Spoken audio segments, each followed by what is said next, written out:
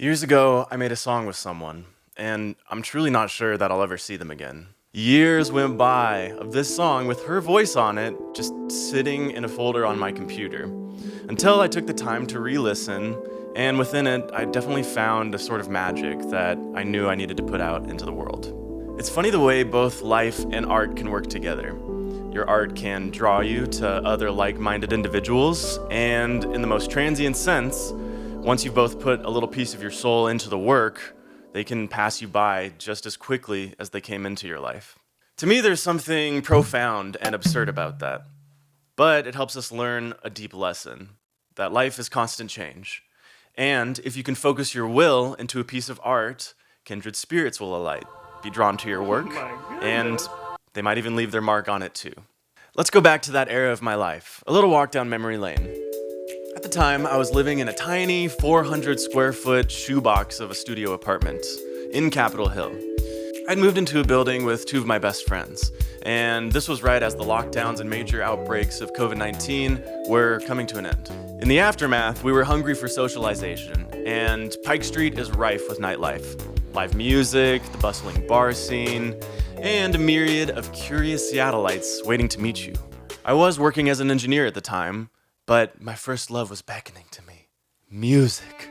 While my body was in a cubicle, my mind was 1,000 miles away, living in the fantasy of the musician.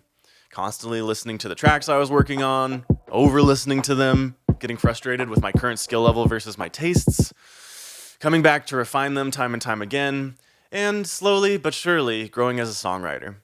Somewhere in my journey, a close friend hit me up. "Hey, my friend is a singer. You two should link up."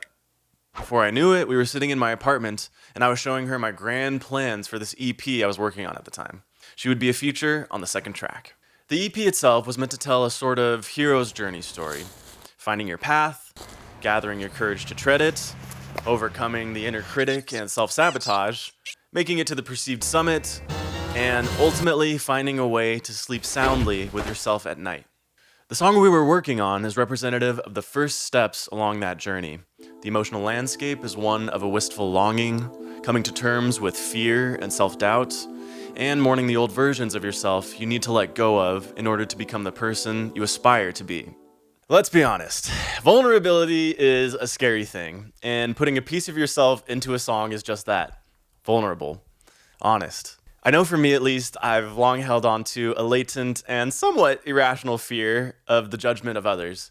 And I think through reflection, it comes down to this question. What if I put myself out there honestly and I'm completely rejected? For too long, I let that neurotic thought steer me away from doing the work and putting it out there for people to judge. I couldn't get over myself. Well, years go by, and some of the lessons that we comprehend logically, like, no matter what happens, I'll be able to handle it, begin to sink into the body through experience.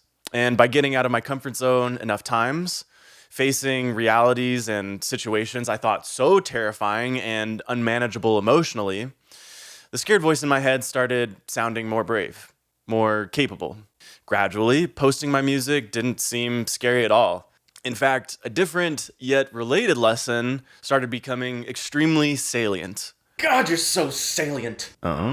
That is, the upsides for facing little rejections can be massive. In the context of people, you can put your goofy ass out there fully, and yeah, some people are gonna find you a little off-putting and kinda weird. But then, there's a small percentage of people who are gonna vibe with you so hard that you wind up with a best friend for life, or even a sick, super amazing romantic partner.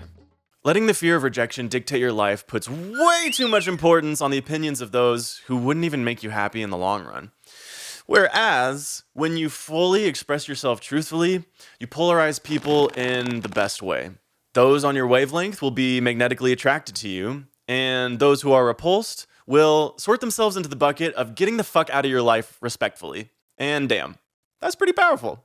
Well, I didn't mean for this video about a song to turn into a life philosophy video, but hey, you clicked on the video and have watched up until this point, so score one, Ryan.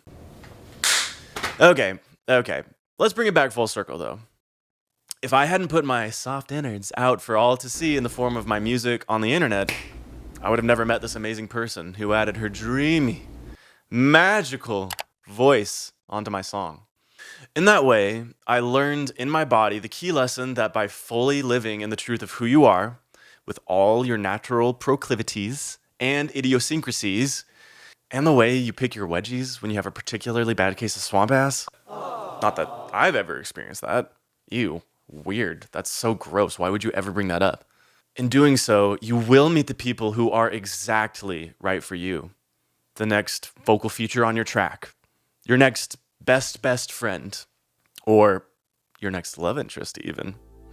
So, the next time you're out in the world with close friends, with your family, or even by yourself, tell the weird joke.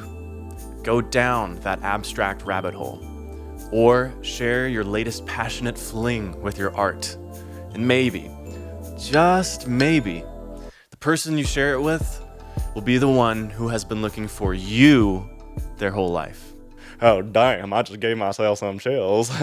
If you enjoyed this video, please subscribe and help me hit the 100 subscriber mark. And if you like stories and music, stay tuned, because I got a million more where that came from. Much love. See ya!